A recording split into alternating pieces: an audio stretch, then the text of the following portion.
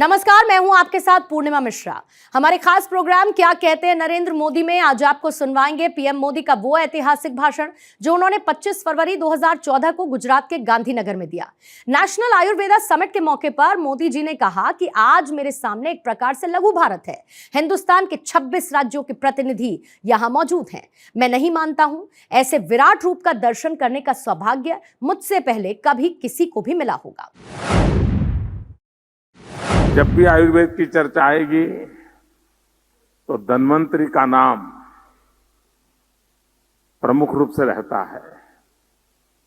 हमारा जो गिर सोमनाथ जिला है, जहां सोमनाथ तीर्थ क्षेत्र है, जहां भालका जी तीर्थ क्षेत्र है, जहां भगवान श्री कृष्ण का अंतिम श्वास भालका तीर्थ में हुआ था, उसी प्रकार से इसी गिर सोमनाथ जिले में धानेज गांव है।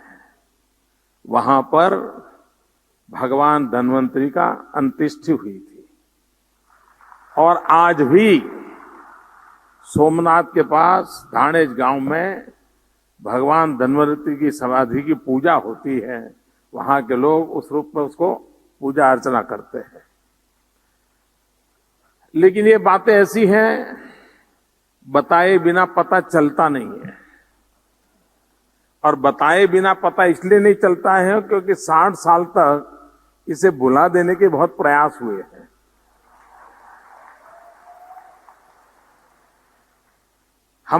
हमारे देश के सत्व को, हमारे देश के तत्व को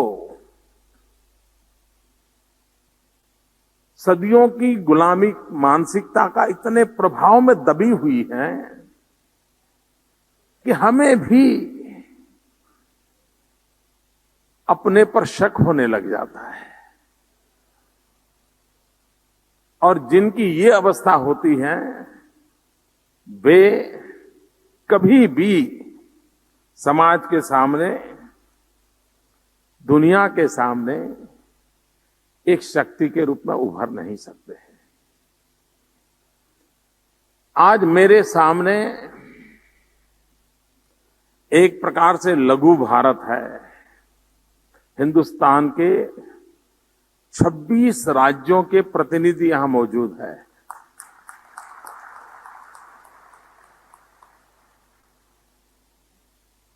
मैं नहीं मानता हूं ऐसे विराट रूप का दर्शन करने का सौभाग्य इसके पहले किसी को मिला हो। किसी ने ऐसा समारोह आयोजित नहीं किया होगा। तो आप सब यहां आए इसलिए भी मैं आपका आभारी हूं। आप जिस स्थान पर बैठे हैं ये महात्मा मंदिर है।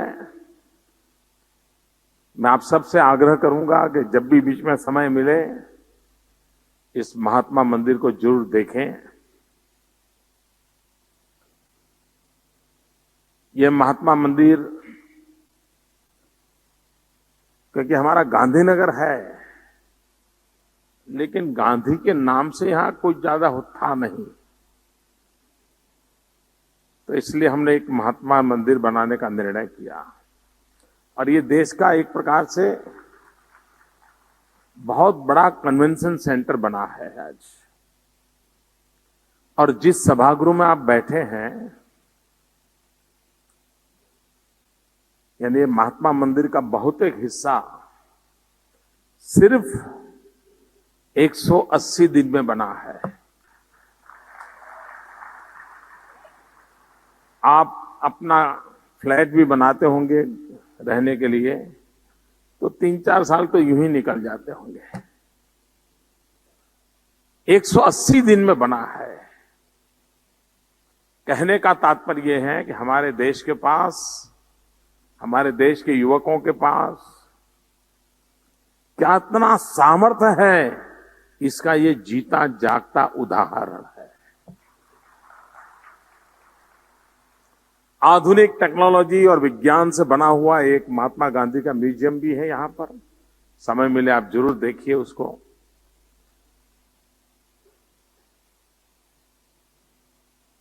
बाबा रामदेव जी ने अपने अनुभव से, और उनका तो इस क्षेत्र में समर्पण है,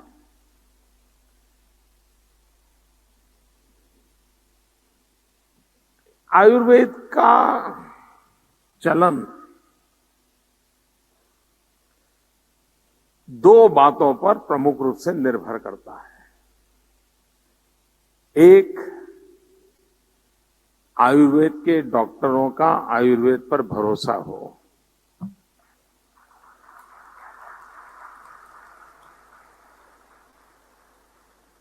बहुत कम तालियां बजी।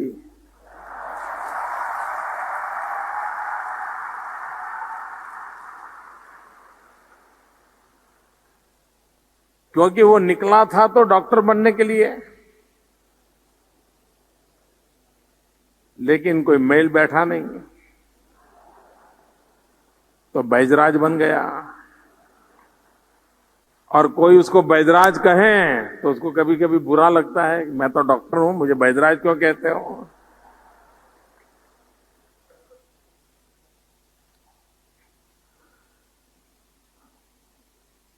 सबसे पहली आवश्यकता है अपनी परंपराओं पर हमारा अपना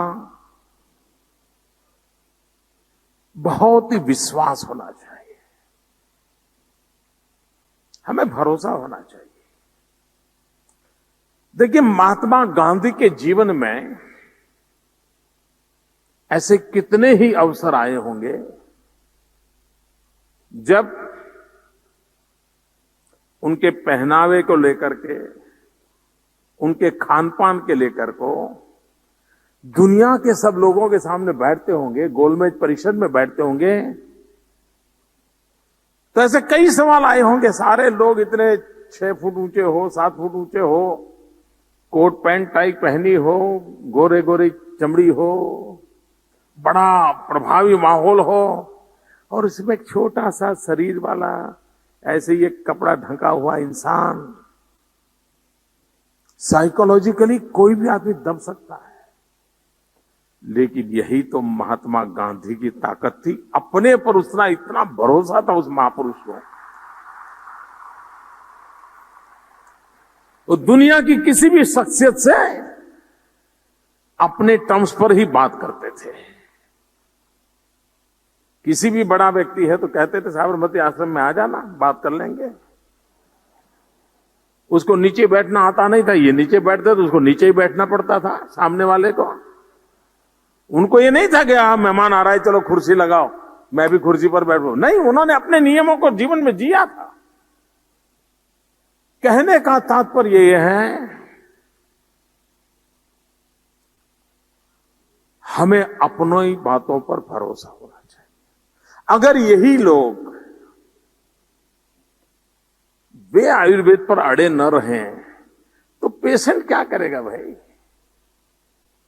वो तो कहता है साहब शाम को जाना है, ड्यूटी पर जाना है, बुखार अभी उतर जाए, कुछ करो। तो वैद्यराज को भी लगता है यार चलो मार दो।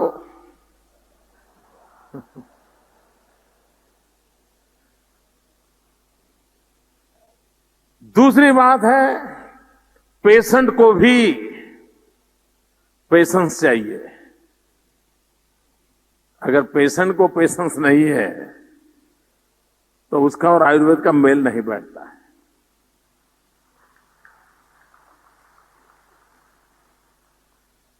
मैं जब छोटा था तो एक कथा सुनना करता था। कहते हैं कि पहले के जमाने में जो वैद्यराज हुआ करते थे वे अपना सारी रिसर्च एक्टिविटी साथ साथ करते रहते थे और भ्रमण करते थे।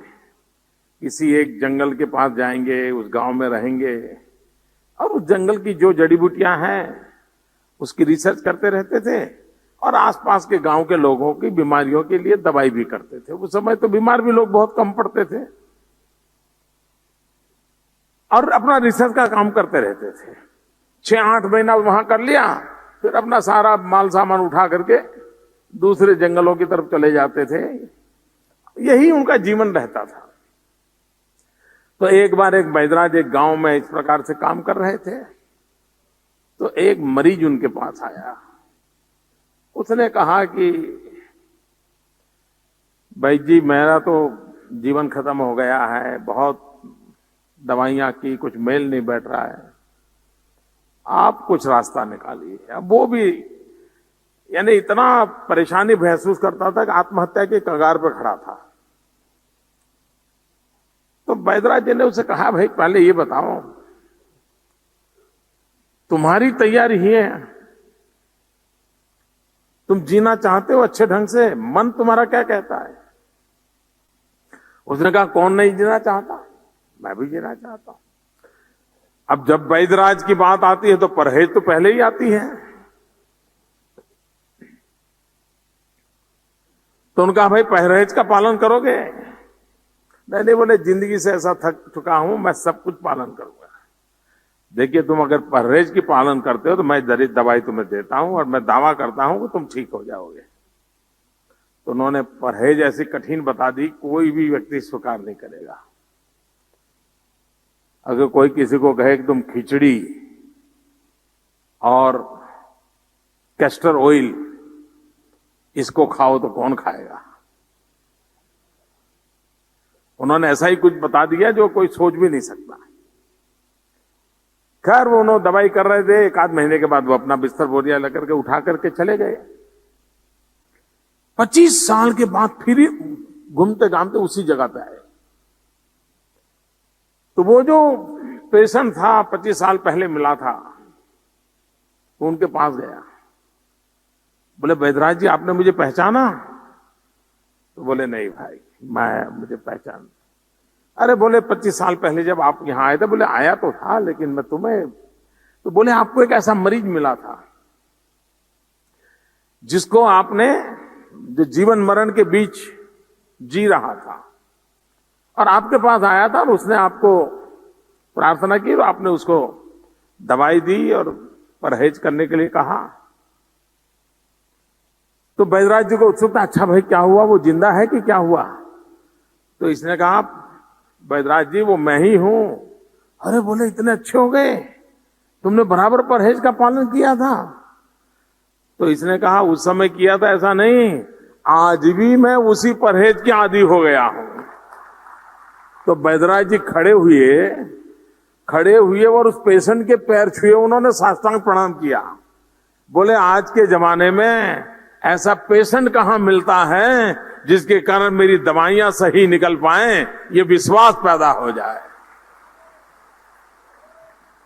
तो ये भी एक संकट है, उसको शाम को ही दवाई चाहिए। इन सब के बावजूद भी ये एक शास्त्र है, सदियों पुराना शास्त्र है, और हमें कोई, हम ही बच्चे, हम ही बड़े, हमें ये अनुकूल है। और आज भी दुनिया में होलिस्टिक हेल्थ केयर ये सारे विश्व में एक प्रचलित परंपरा के रूप में विकसित हो रहा है। इतना एलोपैथी, इतना सारा सर्जरी, इतनी सारी दुनिया आने के बावजूद भी जगत होलिस्टिक हेल्थ केयर की तरफ बहुत तेजी से आगे बढ़ रहा है। किसी ने सोचा होगा कि होम्योपैथी फिर से इस बार दुनिया के अंदर अपना पैर जमा लेगी? आज विश्व में होम्योपैथी ने फिर से अपना एक रुतबा प्रस्तुत कर दिया है। समाज के सभी वर्ग के लोगों में होम्योपैथी ने अपनी जगह बना ली है। लोगों का विश्वास बढ़ने लगा है। इसलिए आयुर्वेद के क्षेत्र में निराश होने का कोई कारण मैं नहीं देख रहा हूं।